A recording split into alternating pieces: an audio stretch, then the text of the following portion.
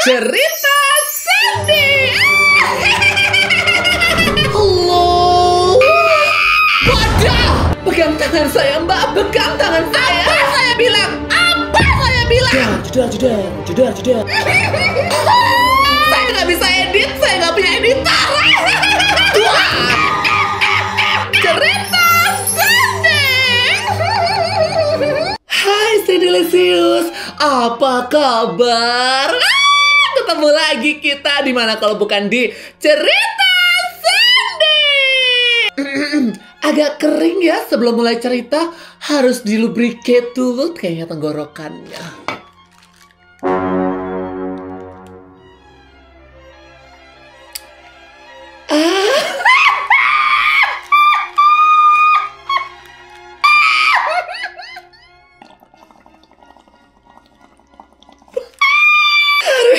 Cindy-licious, senang sekali saya Cindy Cantika Putri bersama es kopi cekek saya akan membawakan cerita-cerita yang sudah dikirimkan oleh Cindy-licious di DM Afan Putra Afan 24 yang tentunya sudah disortir sama Afan.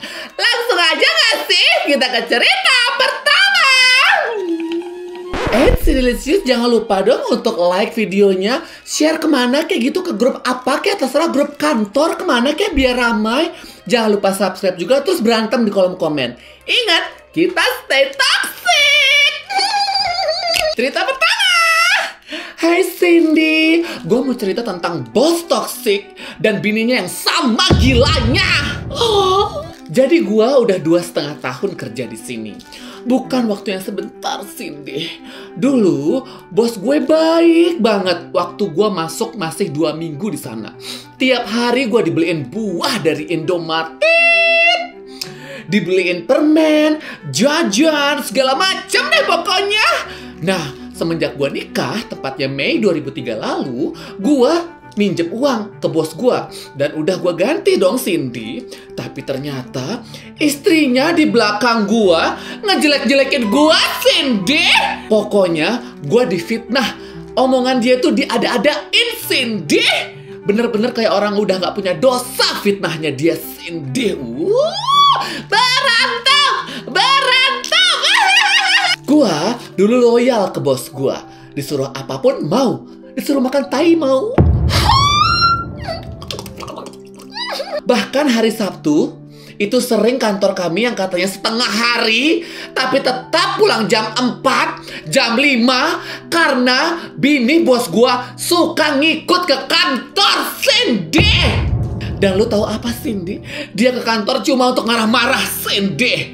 Pernah atasan gua, which is manajer gua, dilempar pakai tempat tisu. Udah sering dikatain goblok, tolol, dan segala macam, Cindy. Ini yang bosnya siapa sih? Kenapa ikut campur banget sih ini istri? Gue juga sering banget, Cindy, di hari libur tapi direcokin kerjaan. Gue kan libur minggu doang ya. Dia malah nyuruh gue ke rumahnya minggu pagi buat bantuin belanja buah. Waktu itu bininya jualan buah di rumah. Terus pernah, Cindy, Agustus 2023 kemarin, gue disuruh bos gue jadi juri kebersihan di blok perumahannya dia. Lu tahu apa, Cindy? 3 hari berturut-turut gue disuruh bolak-balik rumah pagi dan sore. Udah kayak nasi padang kamu pagi dan sore ya. Cuma buat penilaian jadi juri, Cindy. Ya kamu mau. Kan kamu mau. Kamu menyanggupi. Bilangnya sih mau dikasih bayaran. Tapi sampai sekarang omong kosong, Cindy. Gak ada sama sekali bayaran sepeser pun. Pas hari H di puncak acara 17-an di perumahannya itu, gue disuruh datang. Taunya gue disuruh jadi pelayan di sana, Cindy. Dan pulang jam 1 malam, Cindy. Padahal jarak rumah gue dari ke rumahnya itu 1 jam, jauh sekali. Gue juga waktu itu kehausan dan minta es cendol, malah gak boleh. Malah gue yang nombok gara-gara beli air dingin buat orang-orang yang diundang sini. Ini gimana konsepnya sih? Kerja bakti kah kamu? Part yang paling tai adalah orang yang di sana pada berterima kasih sama gue. Tapi bininya bos gue boro-boro say thank you, Cindy. Nawarin gue makan aja enggak. Dimana gue lapar sekali, Cindy. Kesian kamu jadi budak corporate. Literally budak corporate ya. Gue sekarang lagi nunggu kerjaan, Cindy. Dan nunggu kantor ini hancur. Karena sekarang kantornya sepi. Bahkan atasan gue, which is manajer gue tadi, sampai resign. Manajer gue ini sudah 7 tahun alias bareng-bareng sama bos gue di sana dari awal berdirinya kantor ini, Cindy. Bukannya sadar, bos gue malah tetap nyalahin karyawan. Padahal dia sering banget zolim. Gaji gue itu, Cindy, bulan lalu telat minggu kedua yang 60% dan yang 40% telat hampir 5 hari kalau nggak salah. Bulan ini pun gue belum gajian, Cindy. Gue cuma bisa pesan sama orang-orang, jangan pernah mau anggap perusahaan itu keluarga. Apalagi perusahaan yang berkedok keluarga, Cindy. Muncrat. Siapa sih yang punya ide Shopee cekak? By the way, sekarang gue udah resign, Cindy. Dan syukurnya dapat kerjaan yang jauh lebih baik, Cindy. Tapi sayangnya beberapa teman gue masih ada di sana, Cindy. Gue nggak paham sih kenapa mereka di sana. Padahal bisa banget loh mereka resign. Karena makin kesini aturannya makin advance, Cindy. Karena si bos gue ini nggak mampu bayar sewa. Akhirnya kantor gue pindah ke rumahnya. Oh, bangkrut ya dia ya. Selain itu, aset leasing beberapa dijual sampai sisa 2 doang, Cindy. Terus teman-teman gue ini kerjanya setiap hari di rumahnya. Tapi bayaran gajinya tiap 2 bulan sekali. Itu pun cuma setengah dari gaji yang harusnya dibayarkan, Cindy. Lapor gak sih? Ke menteri kemenakner itu. Lapor gak sih? Lapor gak sih? Dan asal lo tahu, Cindy, gaji mereka itu gak sampai UMR. Oh ya, Cindy, aku lupa. Tolong disamarin ya ceritaku. Soalnya aku resign gak baik-baik, Cindy. Waka. Kebetulan aku jadi staff FAT di sana. Dan agak krusial, aku mengajukan surat pengunduran diri H-1 resign. Terus langsung chat bosku tanpa babi bu, karena udah muak, Cindy. Sampai-sampai aku di WhatsApp pengacara yang suka urus kasus di perusahaan ini. Ya, nggak bisa diproses dong, karena jelas-jelas tidak ada tanda tangan kontrak. Sama sekali dari awal aku masuk kerja. Kok bisa? Aku masuk aja nggak ada kejelasan. Tapi ijazah kami ditahan tuh, Cindy Lisius. Ya, hati-hati mencari kerja. Untungnya temanku resign beberapa hari yang lalu sebelum aku. Jadi, kunci loker untuk naruh ijazah yang disita sama perusahaan itu aku yang bawa. Udah aja aku ambil tuh ijazah dari loker, terus resign deh, Cindy. Kamu selamatin teman-teman kamu tahu. Harusnya lokernya kamu buka, ijazahnya kamu bagi-bagi. By the way, setelah resign dari sana, isunya selalu sama, Cindy. Bosku dan bininya ini terutamanya jadi isu ya. Mereka cerita ke orang kompleknya kalau aku bawa duit kabur 800 juta. Makanya itu kantor gak bisa bayar vendor. Ya vendornya gak percaya lah, Cindy. Karena vendornya sering kontakan sama aku. Masa iya aku bawa duit 800 juta? Mereka tahu rumahku di mana, tahu identitasku siapa. Sampai sekarang aku nggak dicari dan nggak dikasusin. Ya emang mereka tahu kalau itu fitnah kejam dari bosku dan bininya, Cindy. Nah, zaman sekarang tuh masih ya ada yang kayak gitu. Ini kamu kerja di mana sih? BUMC kok? Pesan moralnya apa, Cindy Lisius? Hati-hati dalam mencari kerja. Jangan sampai kamu masuk ke perusahaan yang menahan ijazah. Itu sudah red flag, Cindy Lisius. Lanjut, ceritakan doang. Gua mau cerita tentang first time jadi gigolo, Cindy. Semua berawal dari gua join coach di salah satu komunitas olahraga. Hati-hati, hey, hati-hati ya teman-teman yang suka komunitas olahraga. Oknum sih, tapi hati-hati ya. Kenalanlah aku dengan salah satu pendiri komunitas itu. Dan dia juga gigolo, Cindy. Kenapa buka komunitas olahraga kalau begitu? Kenapa nggak buka komunitas gigolo aja sekalian, biar jelas? Dijual. Harga diri saya dijual, badan saya dijual, gigolo gitu. sekalian aja buat komunitasnya. Maaf, tidak boleh ngejat sebelum cerita selesai. Siapa tahu tobat, siapa tahu ya udah kita baca aja. Long story short, Cindy, gua diajarin mau pakai gua atau aku. Tulis yang rapi boleh. Gua, aku. Enak bacanya. Saya pakai gua aja ya. Long story short, gua diajarin sama itu teman buat jadi gigolo step by step, Cindy. Serem ya sekarang, Cindylicious. Jadi gigolo aja ada step by step, ada tutorialnya ya. Ternyata nggak sembarangan. Serem! Gak lama, ada penawaran dari salah satu member yang butuh talent untuk buat video brand. Ya udah, gue iyain aja, Cindy. Rezeki tumben bener. Gigolonya sebelah mana nih? Setelah itu berlanjut intens chattingan. Dan member ini tuh waktu itu calon janda, Cindy.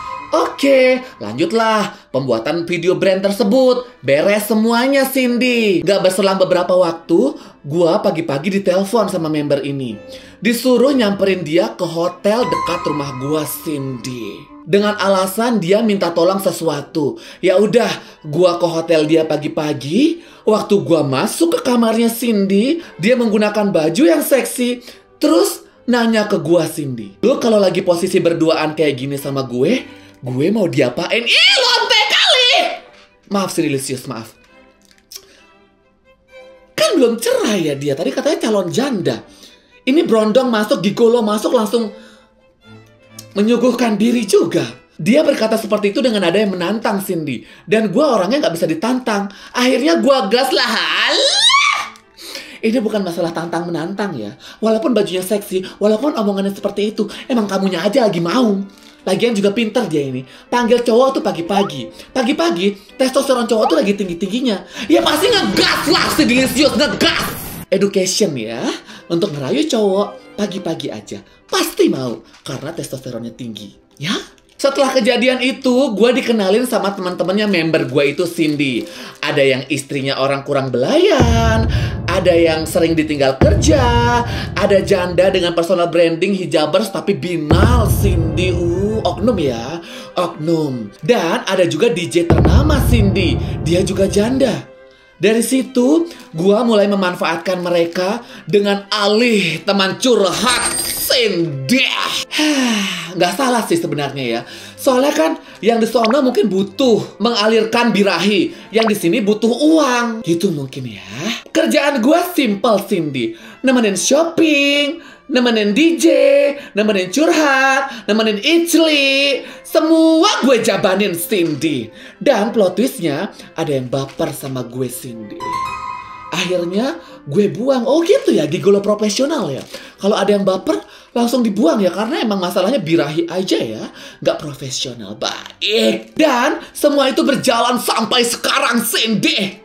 Tolong dong kasih saya solusi biar berhenti mengejar sugar mami ini, Cindy.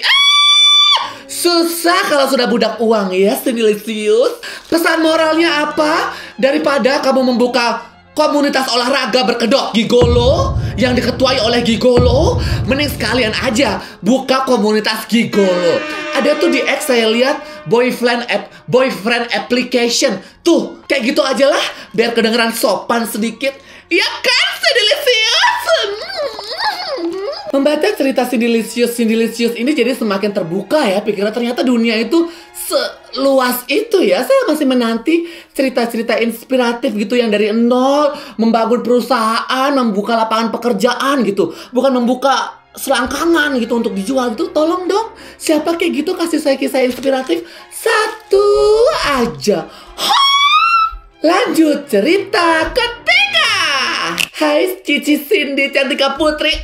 Dipanggil Cici. Emang saya kayak Cindo banget ya. Housyang.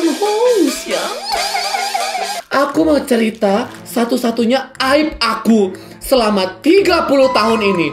Dan for your information, aku tahu ini salah.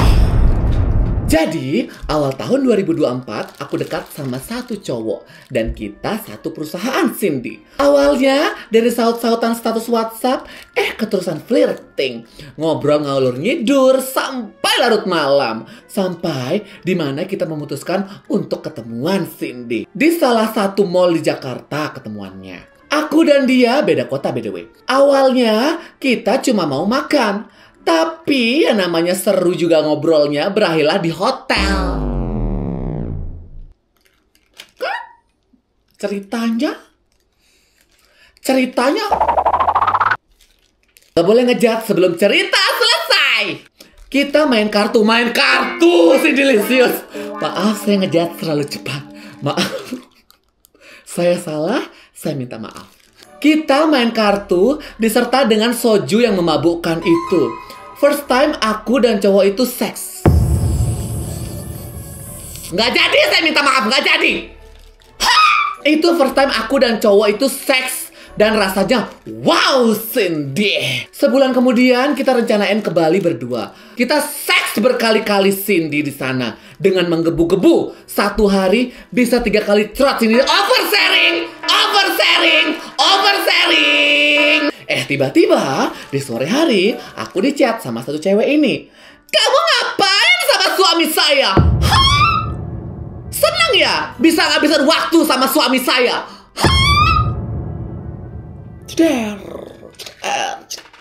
Di situ aku gemetar Cindy, takut, dan aku ngomong sama cowok ini.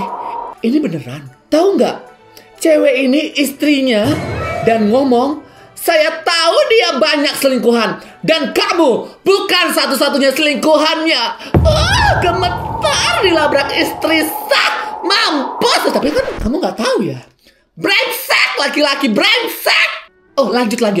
Saya pikir dengan saya hamil, dia bakal berubah si brengsek itu. Tapi entah dari mana lagi ini cewek. Dan dari situ, aku siok Cindy. Menggigil gemetaran. Aku dan cowok itu memutuskan untuk ya udah, sudahi aja hubungannya. Tapi yang namanya cinta, ya susah dilepasin. Bukan cinta, itu namanya nafsu. Kamu diiclik pertama kali itu masih kebayang-bayang ini. Fefeknya masih kebayang-bayang. Itu bukan... Dilarang ngejar sebelum ceritanya selesai. Singkat cerita, hubungan kita berjalan selama beberapa bulan secara diam-diam Cindy. Bodoh kamu. Sejak ketahuan itu, perilakunya dia berubah. Sampai di mana cowok ini ketahuan lagi sama istrinya. Dan istrinya maki-maki aku lagi Cindy. Mampus. Wajar sih dia marah, ya wajar lah. Dan paling menyakitkan apa Cindy? Aku dirisainkan di tempat kerja karena dia dan dia. Aku dirisainkan dari tempat kerja karena dia. Dan dia gak ada sedikit pun minta maaf. Tapi justru nyalahin aku. Maaf ya agak kasar. Pelakor.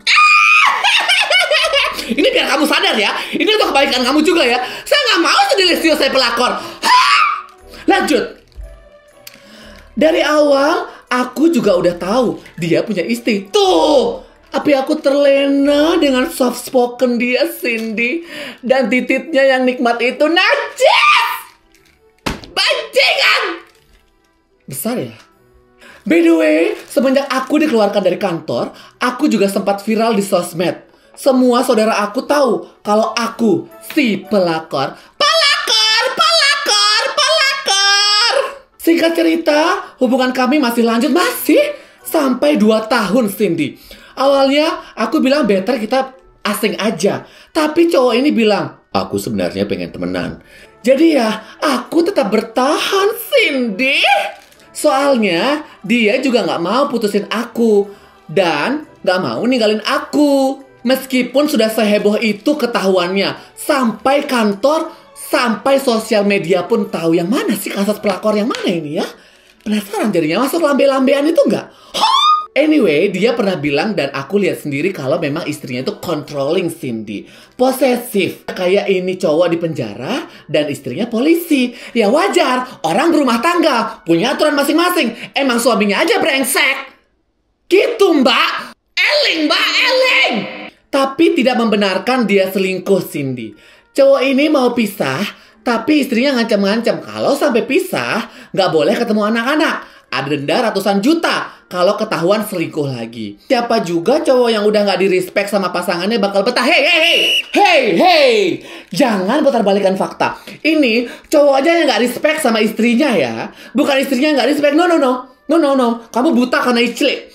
Ini cowoknya yang gak respect sama istrinya duluan. Maka dari itu istrinya murka. Hei, pelakor! Gak boleh ya. Perbuatan kamu salah. Akuin aja, gak boleh ada pembenaran ya. Yuk lanjut. Aku melihat keluarga mereka secara batin udah kosong, Cindy. Kalau mereka bahagia, kenapa cowok ini gak selesaikan hubungannya sama aku?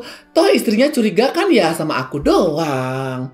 Teman-temanku juga heran kenapa aku mau sama cowok jelek dan finansial buruk ini, Cindy. Intinya, ya bukan! Gara-gara kamu kan pelakor! Hah?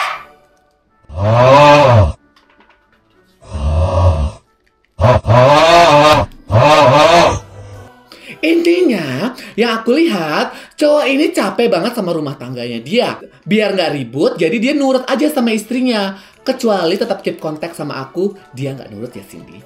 Istrinya bahkan pernah ngata-ngatain suaminya di depan bawahan suaminya.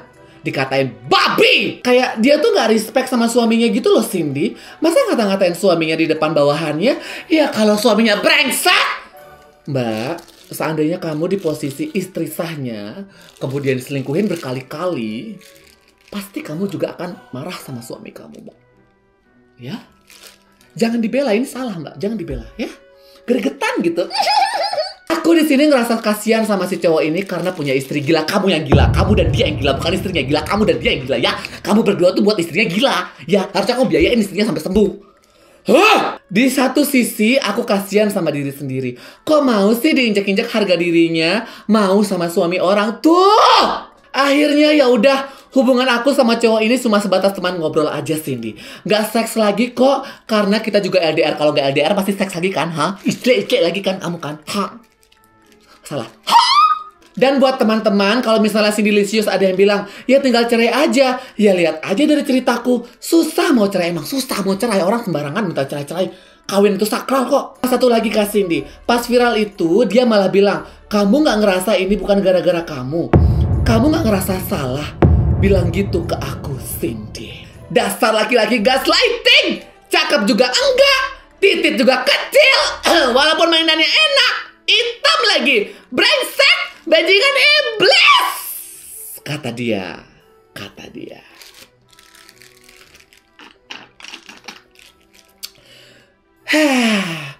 Gini ya Mbak. Saya tetap menyalahkan laki-lakinya. Karena si laki-laki ini punya istri tapi tetap main sama kamu dan memanfaatkan kamu. Memanipulasi pikiran kamu sehingga seolah-olah kamu yang benar. Saya kasihan sama kamu justru ya. Lebih baik kamu tinggalkan dia. Ini udah entok kesik. Ini kamu bilang titiknya kecil. Banyak titik-titik yang besar di luaran sana. Yang lebih mahir di luaran sana laki-laki dalam urusan seks. Yang bisa gaya helikopter di luaran sana. Cari Mbak. Cari ya. Tinggalin ini. Ini problematik dan toksik. Biarkan dia urusannya sama istrinya. Jangan jadi pelakor lagi. Malu Cindy Licious jadi pelakor. Saya harus keras ya, supaya kamu tertampar dengan fakta kalau kamu itu pelakor. Ya, nggak mau kan nanti anak cewek kamu punya nasib yang sama seperti istrinya dia? Sesama perempuan loh Mbak. Sampai pahit jadi es kopi cekak saya Mbak. Itu dia Cindy Licious 3 cerita untuk hari ini. Ternyata es cekak saya nggak habis loh. Takut asam lambung. Kalau cerita kamu ingin diceritakan di cerita Cindy, langsung aja kirimkan ke DM Avan Putravan 24. Tulis yang rapi, tulis yang benar. Satu lagi Cindy Licious, jangan lupa like, share video ini supaya ramai. Target saya pengen jadi YouTuber 1 juta views sekali aja. Please bantu YouTuber kecil ini dong Cindy Licious. Jangan lupa berantem di kolom komen. Ya udah, sampai ketemu lagi di cerita Cindy selanjutnya.